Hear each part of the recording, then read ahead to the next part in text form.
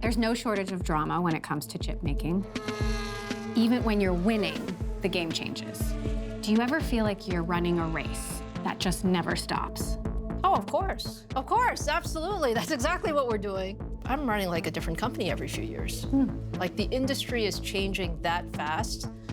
The technology that we're building is changing that fast. It's a fantastic race though, because each race is different. It's like a different movie, but it's a more exciting movie each time. Today is a really big day. Lisa Su, the CEO of Advanced Micro Devices, likes to be in the driver's seat.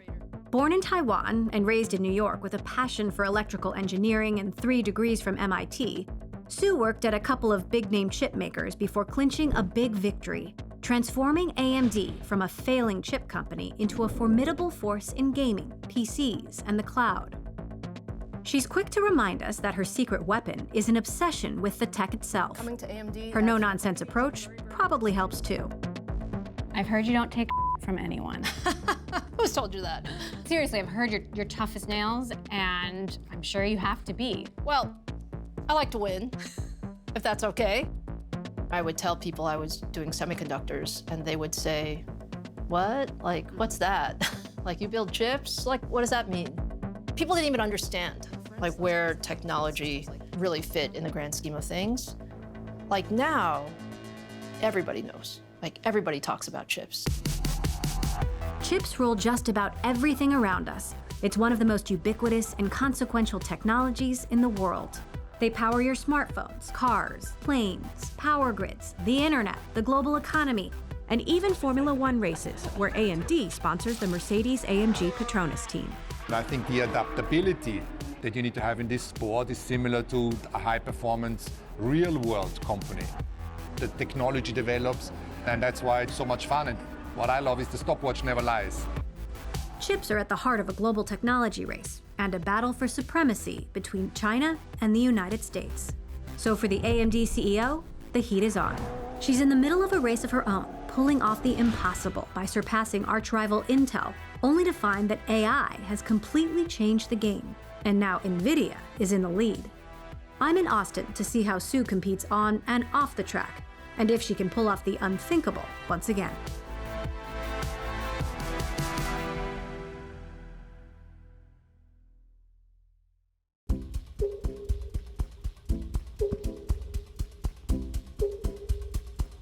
Hello, hello. Thank you so much for doing this. Oh, thank you. Thank you for coming. So the first thing we did when we got here is we went to your lab and your engineers made us this chip. Wow. It's our own chip. The circuit on a circuit. This is our epic with the circuit with Emily Chang. You've been CEO of AMD for 10 years. You've been working in the chip industry for decades. But I want to go back to a moment. When did you first hear that you were going to be CEO of AMD? It's a phone call you get from your chairman of the board. And he said, Lisa, can you talk? I'm like, sure. And he goes, it's time. And I'm like, time for what? He said, the board has made a decision and they would like you to be the next CEO. I said, okay. Well, how did that feel? Because it was a tough time. AMD was trading at $2 a share. One guy said it was deader than dead. What made you think you could prove them wrong? The opportunity to be CEO of AMD, it was truly like a dream come true. It's like, wow, okay. Like you think that maybe you can do this? And here you're gonna have the opportunity to lead a major semiconductor company on, yes, you're right, it wasn't the best time, but I was pretty confident that we had the right pieces. They just needed to be put together in the right way. AMD was founded in 1969 by executives from Fairchild Semiconductor, the famed company that pioneered integrated circuits. Founder Jerry Sanders was famous for saying, "Real men have fabs. Those are the plants that manufacture chips." AMD started off as a memory chip maker like Intel and followed its larger rival into new markets, but always struggled to achieve the scale and performance Intel enjoyed. With a cash crisis on its hands, AMD had to spin off those fabs and outsource its manufacturing. A sign of the uphill battle Su was facing, few believed AMD would make it until she started making her moves. Now AMD stock is trading in a totally different stratosphere. Was there a moment along the way where you really saw AMD turn a corner? Probably the most important moment for us was the launch of our new architecture, the launch of Zen. You'll hear us talk about Zen a lot. Zen was our clean sheet design to really design the next generation architecture in CPUs for the next decade. AMD's main competition in designing the best chips comes from two players, Nvidia in graphics processing units, or GPUs, and Intel in central processing units, or CPUs. A CPU is the Swiss Army knife of semiconductors. They run operating systems and programs, retrieve files, and are generally the heart of a computer. A GPU, or graphics chip, is much more specialized. They were designed to do multiple small calculations simultaneously. That parallel processing makes them ideal for AI. The new Zen architecture put AMD back on top and gave it a range of chips capable of taking market share from Intel. You proved the naysayers wrong. That has to feel like vindication. Like, do you ever just shut the door and go, yes, all by yourself? I don't know that I do that, Emily. Those first few years were more about just stabilizing the company and getting ourselves on a good roadmap. And then we went through a period of just tremendous growth around the portfolio. And now we're in the AI world. This current AI wave is moving so fast.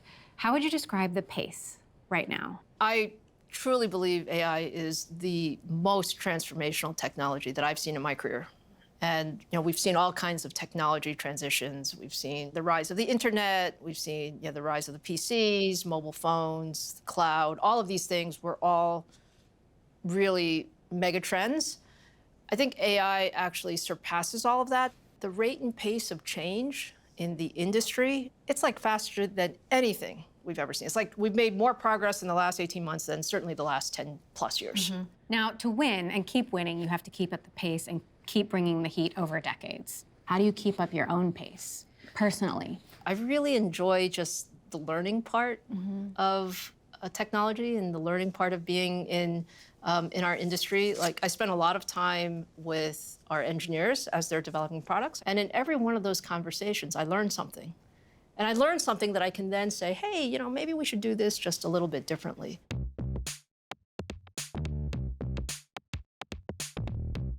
I come here for two reasons. I come when there are good things, because I want to be able to see some of the new technology myself. And then I come when there's a problem. And when there's a problem, I'm here to cheer them up. To cheer them up, not to crack the whip? No, because at the end of the day, these guys love what they do. I've heard you make some late night trips to the lab. I've done late nights, I've done weekends. I don't want to surprise them. It'd be too much of a surprise. I can't just pop in. You might have a heart attack. That's right. I'm going to show you some of our latest tech. This is a gaming chip. We're pretty sure when it launches, it will be the fastest gaming chip in the world. What makes you think this is the fastest gaming chip in the world? It has a special technology, which we call X3B, which puts memory really stacked on top of the processor. So it's phenomenal for gaming. The fastest gaming chip in the world. Does it look like it? Who would know? She would. We talked a lot about AI. Yeah. You need to at least see the technology. I want to see it. So let's take a look here. Bring it on. Yeah. So what we have here is these are our AI chips. This is MI300. Engineering sample, it says, and this is how it looks actually on the board. It's heavy. The weight of AI. So this is currently in production. One of the things that we run is sort of a lot of the AI workloads, the stuff that's running on Microsoft Azure, GPT, GPT-4o, those things they're running on MI300 Metas, Llama. Did I hear that you refer to these machines as your children? They're all my kids, yes. So if you were to actually step into my library at home, you would see chips galore, because every time I launch a chip, I save that as a souvenir. And there's no favorite, although I have to say, this one has gone a long way, so. Shh, don't say it too loudly. In this new race to deliver the best chips for AI, Su is focused on catching up to Nvidia. A niche player that got its start in the 90s making chips for computer graphics and video games, Nvidia realized early on that its GPUs could be pivotal for AI, and suddenly blew past its competitors when ChatGPT came on the scene.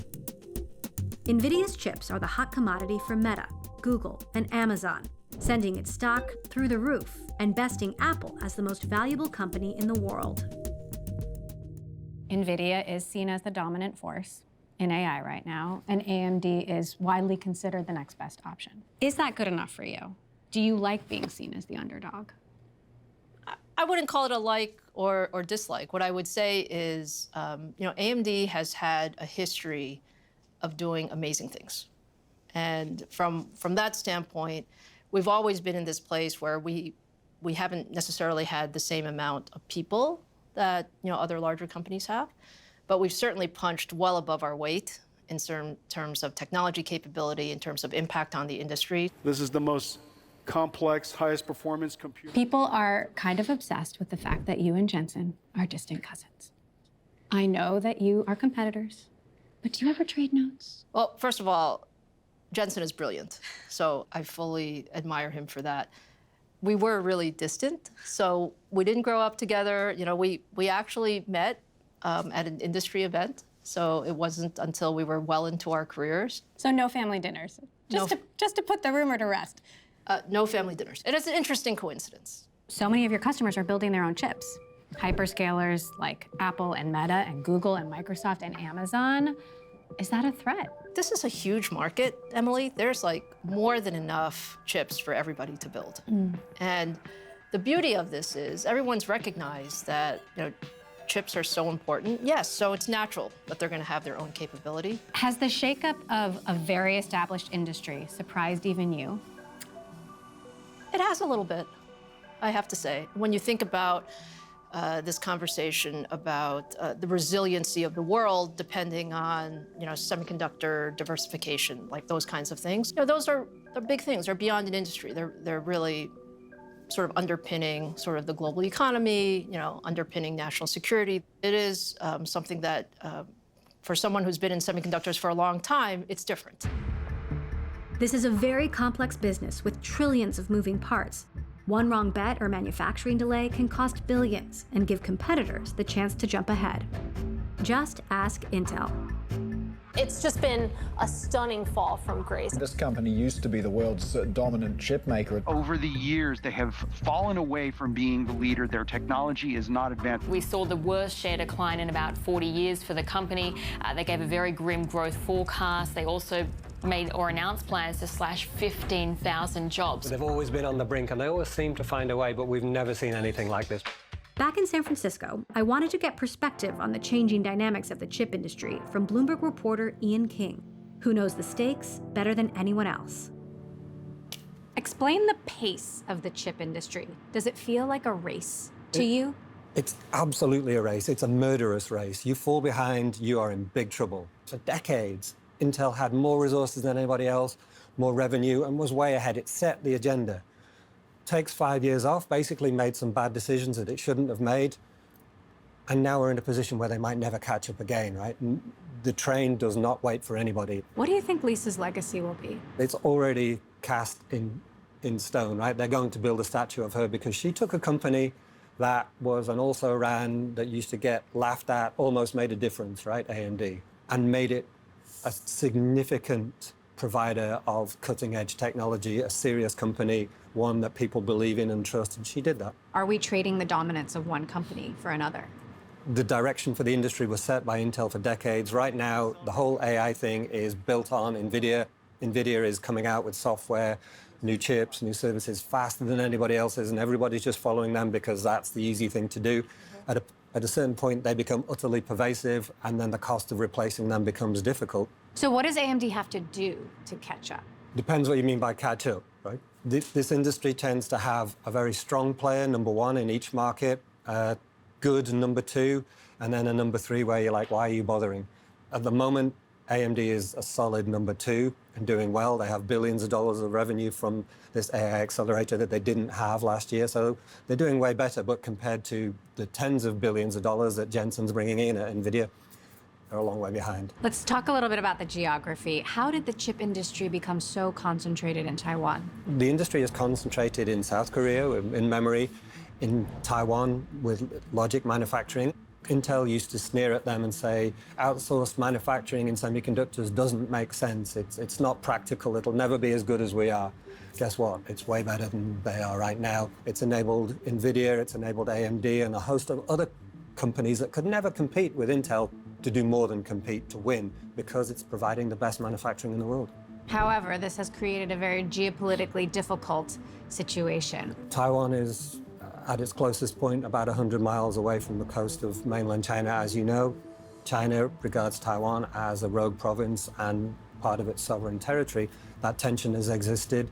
The US has been the guarantee of Taiwanese safety. With chips becoming more and more important geopolitically, and we've seen that tension arise, obviously there's concern that maybe China takes a strategic look at Taiwan in terms of taking hold of it. Will silicon ever move back to Silicon Valley in a meaningful way? Like, will chip manufacturing come back to the US? I think we will see chip manufacturing back in the U.S. I think we should recognize, though, that the semiconductor world is global. Like, that ship has sailed. Was moving manufacturing abroad a mistake? In hindsight, I think we would have been happier if there was more manufacturing in the U.S. American manufacturing, the backbone of our economy, began to get hollowed out. Companies moved jobs overseas. Today, we're down to producing only around 10% of the world's chips, despite leading the world in research and design of new chip technologies. The US government is considering capping exports of your chips and Nvidia's to other countries. Is that the right call? The technology that we're building is some of the most powerful chips in the world. And so we totally get that there's a national security element of it. We want there to be as open a market as possible while still taking into account, the national security interests. And it's a give and take. Do you worry about the future of Taiwan? We all worry about ensuring that there is resiliency in the supply chain. So put China and Taiwan aside. A few years ago, we had, a big storm in Texas, and things were out for a few days. That's geographic concentration that you want to make sure that there's resiliency for. You were born in Taiwan, and I know you go back to your hometown often. What's your favorite thing to do when you're not visiting fabs? I really do love Taiwan. And I was born in Tainan, so it's a small city in the southern part of Taiwan. Actually, I was just there not too long ago to visit family. And we have a big family. My dad had 9 siblings, and my mom had 6. So it was a big family. So there are lots and lots of cousins and aunts and uncles and all of that. And so, yeah, it's just fun to kind of be a part of that. Everyone's curious about the habits of super successful leaders. What are your go-tos? What's in your daily routine? Well, this morning I was up at 6:30 boxing, so that's in the daily routine. Need to have energy when you start a morning. Heck yeah. A day is either here in the office or it's on the road. But when I'm here in Austin, it's a good day. When the pace is relentless and perfect execution is the only option, sometimes you need to take your foot off the gas and watch another team compete for some inspiration.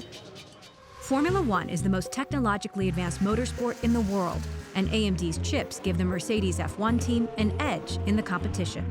Sue is giving us a front row seat to the action because, well, she likes fast cars too. We have a lot of Porsches in our family. That's our thing. One of the things is all of my cars have our product names on it. So I have a Ryzen, and I have an Epic, and I have a Radeon, and I have an Epic 2. That's amazing. Yes. I heard there's an AMD color way. There is a color palette. The Epic color is graphite blue metallic, and it's a gorgeous color. And that's the color of your Porsche. It is. That's epic. When you look at a car, an F1 car, does it look like a computer on wheels to you? It absolutely does. It's actually even more than that. I mean, the car itself is just one piece of the equation, right? What's so amazing about the entire Formula One technologies, it's the car, but then it's also just everything behind it that helps get the car ready. I mean, it's filled with chips and sensors. I love the fact that, Toto actually keeps us informed about how things are going. And, it's great that our technology helps them make some of those adjustments. At Formula One, along with star driver Lewis Hamilton, Mercedes racing boss Toto Wolff is an institution. He works hand in hand with companies like AMD and a team of elite engineers to push the limits of speed and performance for their cars. There's a million different things that go into winning. How do you figure out the one thing that nobody else knows? There is no such thing as one thing. I agree with you. It's true. Absolutely. Chip industry or motor racing is just good engineering. Empowerment of people, development of people, and giving them the tools to come up with good ideas and make them reality. Speaking of the technology, how do you think AI is going to change racing? Engineers would always say the weakness of the car sits between the steering wheel and the engine because it's irrational. It has good and bad days. This human interaction is difficult to replicate because it's an infinite amount of data we generate. The driver has so many sensors. We have hundreds of millions, if not billions, of sensors in our body that make the individual still much superior to the machine and the racing car. So we are in our infant's shoes in terms of AI and application in Formula One. Lewis, how are you? It's so great to see you. Lovely to see you. What's your vibe today? What do you think? How are you feeling? Practice one was horrendous. It's like the worst practice. I had a big spin. This is a circuit with all the high speed. It's all about confidence. And you have to get building blocks. So when you have a spin like that, it knocks you down the ladder. You don't have a lot of time to get back there. So in this session, I just have to go for it and hope that the car is there. And you're so involved on the engineering side of things. Like, what drives you to do that? That's the fun part. So that's where you tap into your creativity, right? I'm not a designer in terms of the car, but I love trying to understand it and trying to see if I can pull something out of the designers that they have already done. Yeah. By the way, Lewis is a gamer too, so he uses some of our gaming technology. Okay. Yes. Yeah. I only ever play Call of Duty. But I've been looking recently, like, what else is there? I know there's a lot that I'm missing. The thing that there's such a nice parallel with Formula One is we learn in every race. It's the same thing in our world in technology, right? We learn with every customer environment that we put our technology in, with the entire F1 season. Like every race, you learn something and you adjust. While it's still early days in the next great technology race, Su has shown she can master a pivot and deliver results, something none of her predecessors could at a company that many had written off. And typical of Su, she skips the victory lap and is laser-focused on the next step forward. What else do you want to accomplish in the world, aside from making AMD succeed? I'm passionate about the next generation of leadership. So I was very lucky in my career. People paid attention and gave me opportunities. I believe that's part of my job as well. There should be more women in technology. I think there are more. Like, we've made a lot of progress over the last number of years, but there's a lot more to do. So what's the lesson in there? Have confidence in yourself, right? Take a chance. Like, don't worry about failure. Like, sit in those meeting rooms and say what's on your mind and volunteer. I was given this advice when I was a young engineer. It was, run towards problems. And what does that mean? It means, look, we're all gonna work really hard every day. You might as well work really hard on something that is really important. And so look for that hardest problem to solve and volunteer to help, because you're gonna learn a lot in the process. You're gonna distinguish yourself. And what's the worst thing that's gonna happen? Like, you make a mistake, okay, fine. Get up, the next day is another day, and you will have learned so much in that process.